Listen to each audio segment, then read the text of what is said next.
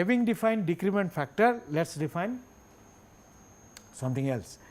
We call it admittance factor. Now, decrement factor relates outside temperature swing to inside flux. For unit temperature swing, how much will be the flux inside? That is what we find out. We define another factor called admittance factor. This is the amount of energy that is entering into the inside surface for each degree temperature rise, temperature swing. Whatever is, for example, is in the same surface. So, in this surface itself, this is outside, this is inside, let us say. How much is the heat flux for unit swing of, how much is the heat flux for unit swing of temperature? How much is the Q required to cause unit swing of temperature, unit temperature, sinusoidal temperature, right? That is the idea. So, this is defined as the amount of energy entering the surface for each degree temperature swing at the environmental point here, right. It is used to represent enclosure response to give the equivalent swing in temperature about some mean value due to a cyclic load on the enclosure. So, in the enclosure there is a cyclic heat load, due to that how much will be the cyclic temperature rise, that is what we are trying to find out. In other words, we are trying to find out Q I divided by T I. How much Q I required for unit temperature, right. So, Q I by T I. Earlier I was finding out Q I by T O. Now, I am finding out Q I by T I. Now, Q I will find out from the decrement factor, use that to find out the T I. That is the idea. That is the idea. That is the idea actually. All right. That is the idea. Okay. So, let us see. I mean, admittance is nothing but 1 over impedance. Conductance, transmittance were similar in similar terms, remember. Resistance we talked about. Impedance is the resistance in a periodic or cyclic or alternating situation, and 1 over impedance is admittance. So, admittance is basically T I over Q I, T I or Q I. I mean, admittance, impedance would be T I over Q I, admittance would be Q I over T I, Q I over T I. So, that is the idea. So, like for example, if something is coming here, this is causing, so there is layered construction inside Q. So, how much is the temperature rise here? That is what is mathematically defined as QLT TLT, and we denote it by Y, which is nothing but QI by TI, heat flux swing of inside temperature when I am keeping outside temperature constant. When I am keeping the outside, there is no fluctuation. Outside there is no fluctuation. It is like first I allow inside to remain constant, allow it to come in for outside swing. Now, I say the outside is constant, and this is similar thing we do. If a moment distribution, if you have studied, you first allow some rotation, find out the fixed end moment, allow the rotation at the moment. So, the linear system, similar analogy is there. So, you do something similar. So, heat flux per unit swing of inside temperature. So, Y bar can be determined from transmission matrix assuming constant outside temperature. Now, our equation was something like this: Ti Qi was ABCD TO QO. Last time we took an inverse. Now, possibly I need not take an inverse, because I am trying to relate TO to, I mean Ti to Qi, Ti to Qi, and TO is 0. So, two things will go, it will be Ti will be simply equals to ATO plus BQO. Since TO is 0, this will not be there. Qi will be CTO plus DQO. So, ratio I can find out, this will cancel out. So, that is what is done.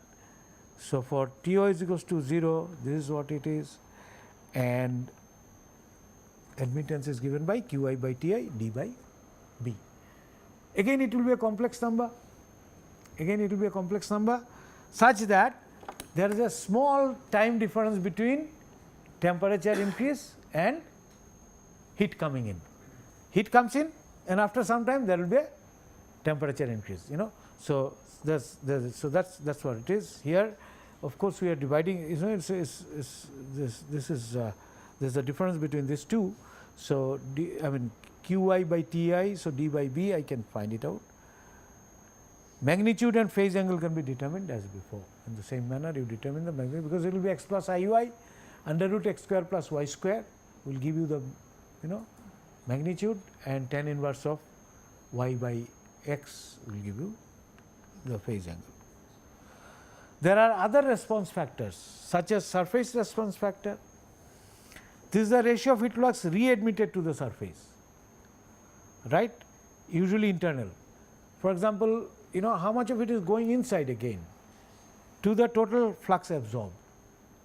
So what is the flux absorbed, how much it is re-entering, that is what we find out, and this ratio is equivalent to the ratio of overall impedance less the impedance of the surface layer, because that would cause it to re-enter into the system.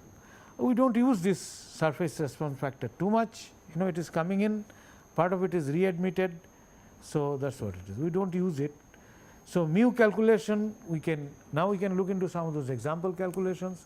We will see how you use this response factors or response factors to find out the internal temperature of an unconditioned room, or find out the heat flow in a conditioned room where inside temperature is by and large constant. Actually there is a what we call design differential, you know, differential exists in air conditioned system, because it is never constant, but for our purpose in this class we will assume it to be constant. If you are actually doing a control system, then how much fluctuation you allow, that would, you know, that's operational differential we call it, that one has to look into and take account of that in a design of control system, but we are not interested in that here. We will assume the inside is constant in case of a conditioned room, and in unconditioned room inside temperature is unknown, we will try to find that out. In conditioned room inside temperature is constant, how much is the heat flow, energy load, that we can calculate out, right, not the machine load, how much is through the envelope, what is the energy gain, that we can calculate out using this one, right, cooling load into the system if it is withdrawn at certain rate, that we can see. So first let us have an example calculation of mu. So mu calculation of the same one, m inverse of that matrix that we talked about, if you calculate out, will be something like this, you know, m inverse of this matrix will be something like this, overall matrix that we had, its inverse will be something like this. U is equals to 1 by 2 to 6 at 2 3 at 9, and you can find out u 1 over u inverse is this, u is this. So complex decrement factor is given by this. You take its in fact it would lie in this quadrant, right, no, y in this quadrant, it lies in this quadrant, this negative, real is positive, so somewhere here, and this is in hours. So magnitude of this one is this square plus this square under root gives you this, and this will give you some angle in radians, right. Now 5 radians corresponds to 12 hours, okay. So this 3 hours would be possibly, it comes to some pi divided by 4, close to some, you know, 4 or something. So from that you can find out tan inverse of this by this, right, 45 degree, it would be close to 45 degree. 45 degree means somewhere there, this is 12 hours, no, this is not 12 hours, this is 6 hours, half of this will be around 3 hours. So that is what it is, you can find out from this one, right.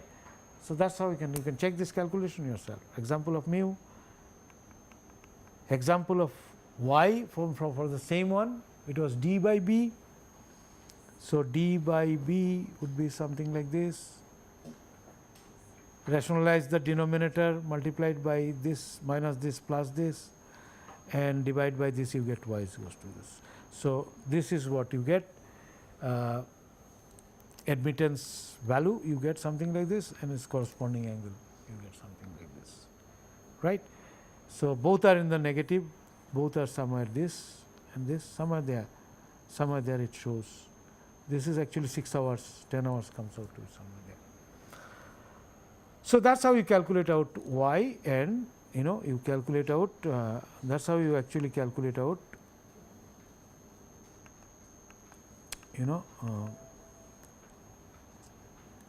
mu and let's see now, calculate out the inside temperature, make use of all this to calculate out the inside temperature of a room. Now, in order to do that, I must look into, so far we looked into conduction heat transfer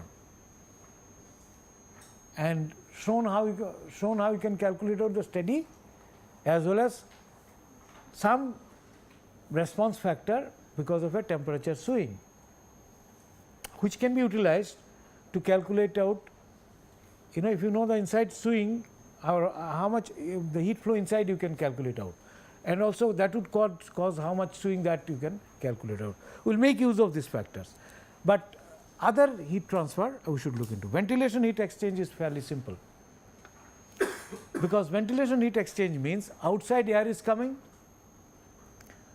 and inside air is same, inside air is going out, right, because volume of the room is constant.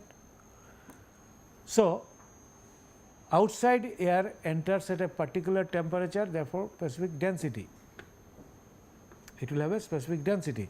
In fact, it will have a specific density and specific heat value also would be corresponding to the temperature, right, and inside air goes out. Now supposing outside air is cool, it will come and it will absorb the heat from the room. Inside air is warm, so it will absorb the heat from the room, and the air that has gone out, it will go out at the room temperature. All the air that goes out will be at the room temperature. So basically it absorbs heat means its outside air, its temperature increases, sensible temperature, sensible heat exchange is occurring, right. So mass into specific heat into delta T, mass into specific heat into delta T. Now mass here is basically rho, density keeps on changing, rho into volume of air that is coming in,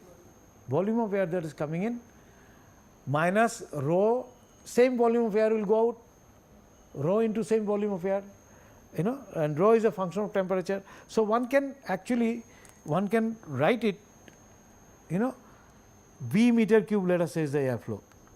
Let us say B meter cube is a per second is a flow of air that is coming in from outside. It can come, we are not talking of forced ventilation. By design, in an unconditioned building, I leave openings, fenestration. Fenestration is the terminology used for openings, used for by design, not by default. And infiltration, for example, there is a leakages through the window or the door below the, this is not fitting in perfectly. This would be infiltration, right. So something will, air will come in and go. Let us say V meter cube per second is the flow, V meter cube per second is the flow, V meter cube per second is the flow. Then volume exchange in unit time is V meter cube, that is what we are saying. Now specific heat of air, let us say at constant pressure, because pressure is constant. There will be slight variation if it is air conditioned, I have an exhaust and things like that, but here I am not doing anything. So pressure is constant, so we use specific heat of air at constant pressure, Cp. Rho is the density of air, and so therefore simple way, but a little bit complicated I could make it, because rho is a function of temperature, right. Rho is a function of temperature, and how it varies, PV is constant pressure into, this is constant ideal gas, right. So V per unit mass, if I know per unit mass, density is nothing but mass per unit volume, mass per unit volume. So this I write as P into volume is mass m by rho. Is it correct or I have written it wrongly?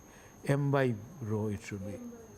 M by rho it should be Pm by rho, and that should be constant. Okay, right. Now rho basically, in other words, P by for same P by rho is constant for same mass, right? And RT etc. etc. Okay, I think I am not going to that. So P is constant, all mess. PB, nRT etc. etc. N is nothing but I can write mass divided by mass molecular weight of air RT. So rho is m by v.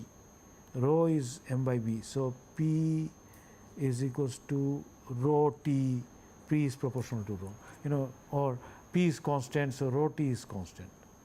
In our case, rho T is constant. Rho T is constant using ideal gas law. I have made it life a little bit complicated. It's fairly simple. Rho T is constant.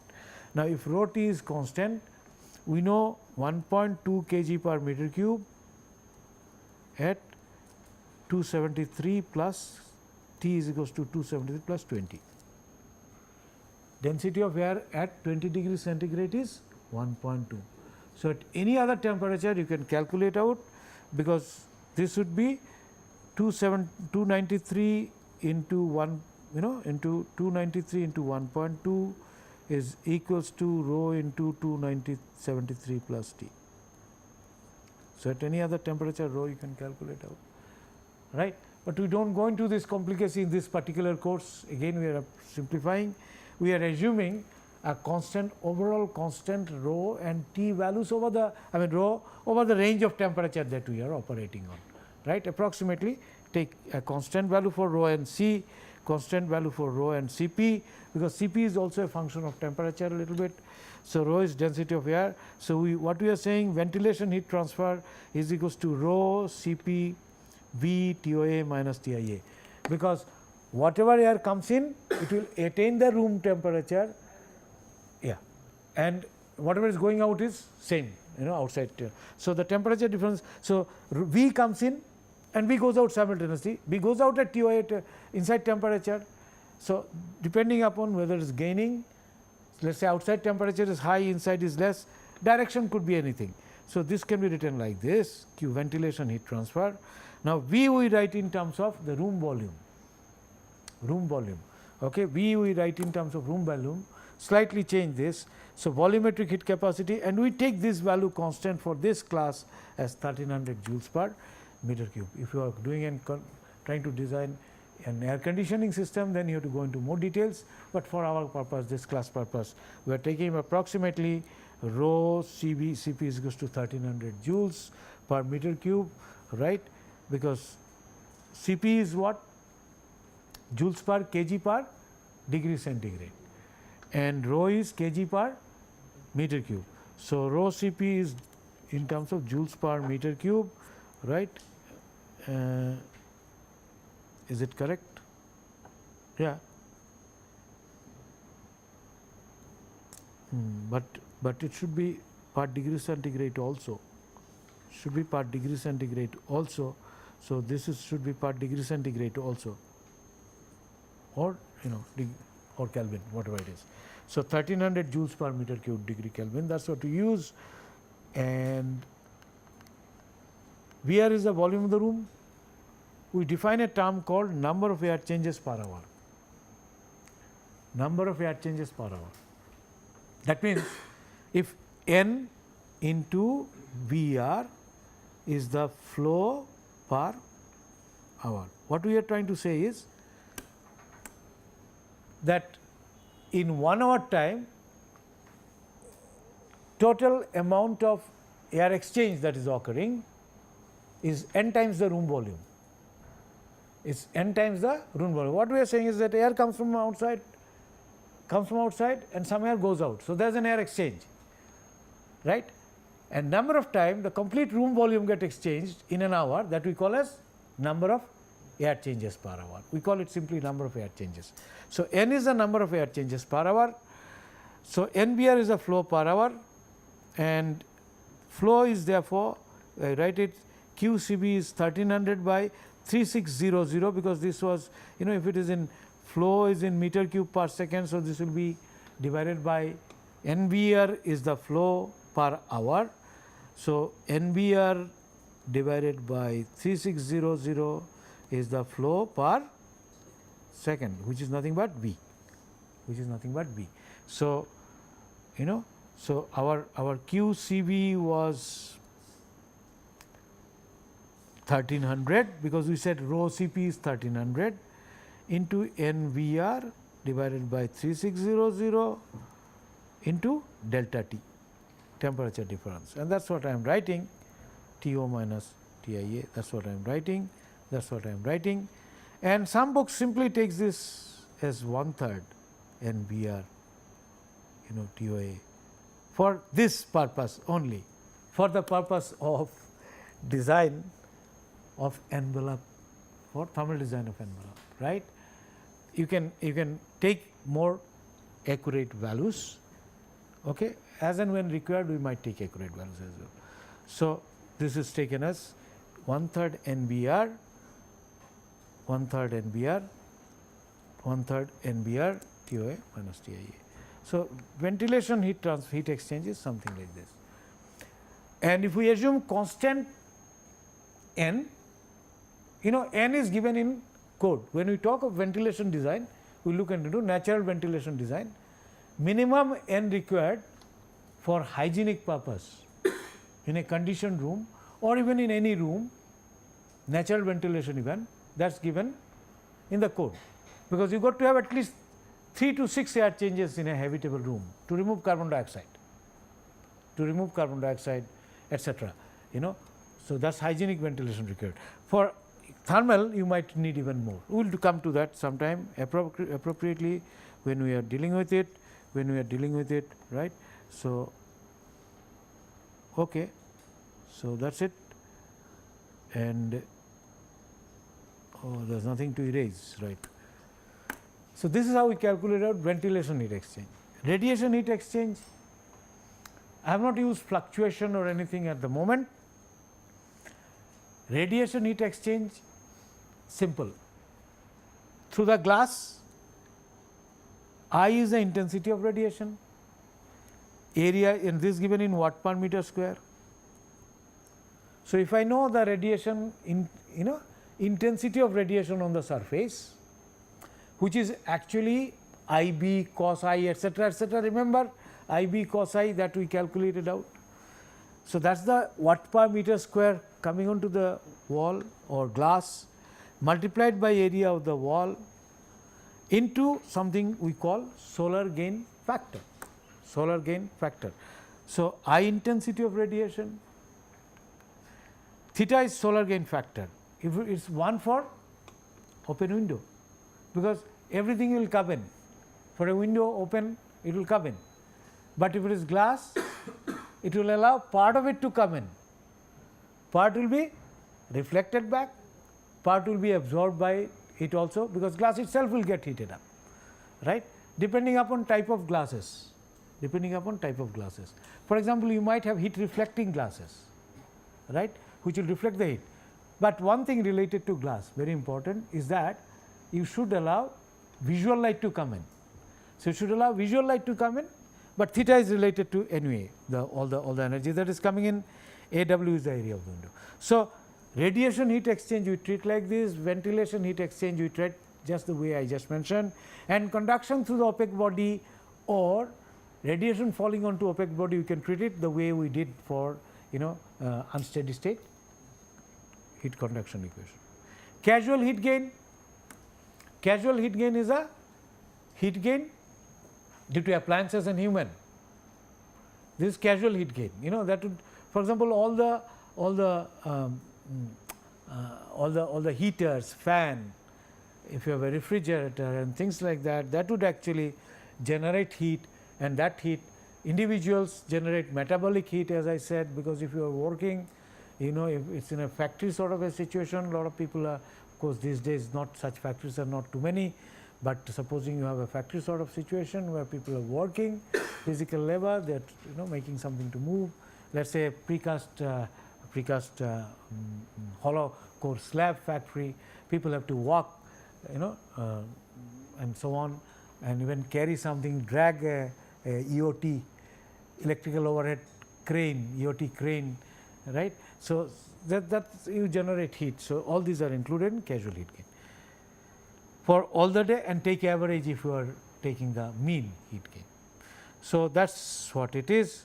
So now you can calculate with those. Now we can go on calculating out the temperature in a space. Now we know the major modes of heat transfer we looked into, and what we found, we looked into, if you recollect, we had conduction through opaque bodies because outside temperature is there, and opaque bodies receiving direct radiation, that will also come through conduction. And we also looked into how we express, and this two, for the purpose of this heat transfer, we take an equivalent temperature, we call it solar temperature. And then we have looked into, if it is unsteady scenario, how we treat it to find out how much heat will come in. Also we looked into ventilation heat transfer, ventilation due to opening, radiation heat transfer, etc., etc. Now we can actually use all these equations that I have given for each mode of heat transfer. We can sum them up to find out how much is the heat coming in, and correspondingly what is the temperature, right. Now two aspects, we bifurcated two things, one the steady part and the fluctuating part. We said steady we handle in a separate manner, fluctuating part we handle through those response factors that we discussed. For a single harmonic, that's an approximation, but that's okay as long as you are choosing the right envelope for the purpose of, for the thermal design purpose, right.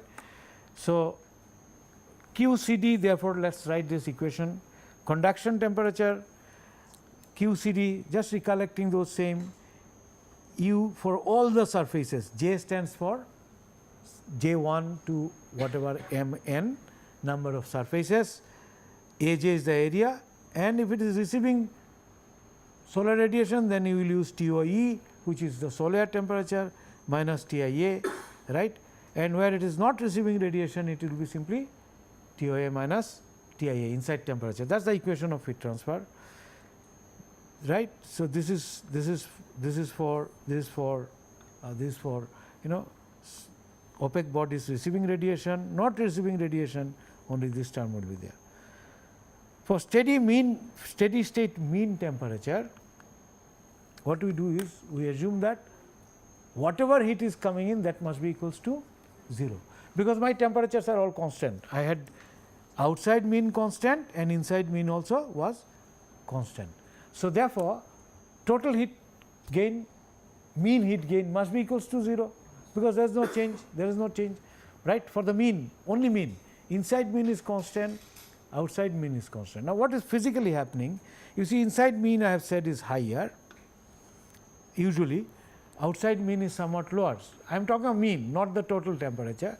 Now what it means is some heat will come in from outside by conduction, right, conduction, and also by some heat will come in outside by conduction.